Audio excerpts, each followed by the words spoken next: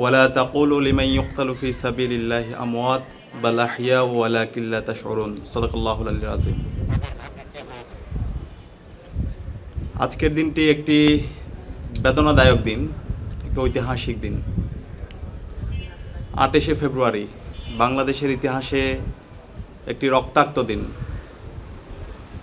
আমরা অনেকগুলো দিন নিয়ে, দিবস নিয়ে উদযাপন করি এবং সেগুলো উদযাপন করা দরকার, কিন্তু 28শে ফেব্রুয়ারি বাংলার জমিনে যেভাবে রক্ত ঝরেছে, যেই গণহত্যা হয়েছে, যেই শিশু হত্যা হয়েছে, সর্বস্তরের নাগরিকদেরকে যেভাবে হত্যা করা হয়েছে, সেটা নিয়ে যেভাবে আলোচনা করা দরকার ছিল পাবলিক পরিসরে, সেই আলোচনাগুলো হয়নি। 2013 সালের 28শে ফেব্রুয়ারি আল্লামা দেলোয়ার হোসেন সাঈদী হুজুরের রায় পরবর্তী সারা দেশের মুক্তিকামী ছাত্র জনতা রাজপথে নেমেছিল। সেদিন খুনি হাসিনা এবং তার পেটোয়া বাহিনী, একই সাথে নিষিদ্ধ ঘোষিত ছাত্রলীগ, যুবলীগ, আওয়ামী লীগ, পুরো রাষ্ট্রযন্ত্রকে এক করে দেশের নাগরিককে গণহত্যার জন্য তারা লেলিয়ে দিয়েছিল। আমরা দেখতে পেয়েছি একদিনে প্রায় শতাধিক মানুষকে হত্যা করা হয়েছে, হাজার হাজার মানুষ পঙ্গু হয়েছে, এবং এটা সপ্তাহব্যাপী গণহত্যা সংগঠিত হয়েছে। প্রায় 2 শতাধিক নাগরিক হত্যা করা হয়েছে এবং প্রায় হাজার হাজার নাগরিকদেরকে পঙ্গু করা হয়েছে। এখন অসংখ্য আমাদের ভাই বোনরা তারা হাসপাতালে পেতে কাতরাচ্ছেন, চোখ হারিয়েছেন, হাত হারিয়েছেন, পা হারিয়েছেন। তো এই যে 28শে ফেব্রুয়ারির যে লিগাসি, যে আজাদির যে লড়াই, আগ্রাসনের বিরুদ্ধে, আধিপত্যবাদের বিরুদ্ধে যে সংগ্রাম, যে লড়াই আমাদেরকে শিখিয়েছেন আমাদের নেতা আল্লামা দেলোয়ার হোসেন সাঈদী হুজুর, সেই লড়াইয়ের উপর ভিত্তি করে কিন্তু 24শে জুলাই বিপ্লব হয়েছে। 24শে জুলাই বিপ্লবের যে শহীদরা আছে, শহীদদের ইমাম বলে আমরা শহীদ আবু সাঈদ, শহীদ ওয়াসিম, শহীদ আলী রায়হান, শহীদ শান্ত, শহীদ ইসমাম, অসংখ্য শহীদদের আপনি জীবনী পাবেন যারা আল্লামা দেলোয়ার হোসেন সাঈদী হুজুরের যেই আদর্শ, আল্লামা দেলোয়ার হোসেন সাঈদী হুজুরের যেই বয়ান, সেটাকে তারা লালন করত, সেটা ধারণ করত, এবং তাদের ফেসবুক স্ট্যাটাসের মাধ্যমে তারা ওই সময়ে তাদের আকাঙ্ক্ষার কথাগুলো বলেছে। আল্লামা দেলোয়ার হোসেন সাঈদী হুজুরকে যখন শহীদ করা হচ্ছিল, তখন শহীদ ইসমাম বলেছিল, আল্লাহ তুমি আমাকে এইভাবে শহীদ করো, এই বাংলায় যেন আমি আজাদি এনে দিতে পারি।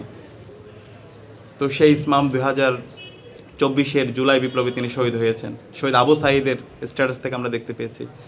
তো এই যে জুলাই বিপ্লব, এই জুলাই বিপ্লব এটা একদিনে হয়নি, এটা দীর্ঘদিনের মানুষের লড়াই সংগ্রাম আছে, অসংখ্য মানুষের রক্ত, তাদের স্যাক্রিফাইসের মাধ্যমে আজকে জুলাই বিপ্লব পেয়েছি। এবং এই জুলাই বিপ্লবের অন্যতম যেটা হচ্ছে আমাদের পাটাতন তৈরি করে দিয়েছে, সেটা হচ্ছে 28শে ফেব্রুয়ারি। তো সে কারণে এই 28শে ফেব্রুয়ারি গণহত্যা নিয়ে আমাদের অনেক বেশি পাবলিক পরিসরে আলাপ হওয়া দরকার, কথা বলা দরকার।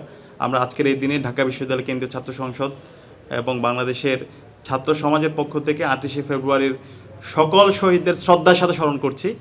আমরা নতুন সরকারের কাছে আমাদের দাবি থাকবে, ছাত্র সমাজের পক্ষ থেকে দাবি থাকবে, 28শে ফেব্রুয়ারির সকল শহীদদেরকে যেন রাষ্ট্রীয় সম্মাননা দেওয়া হয়, তাদেরকে রাষ্ট্রীয় স্বীকৃতি দেওয়া হয়।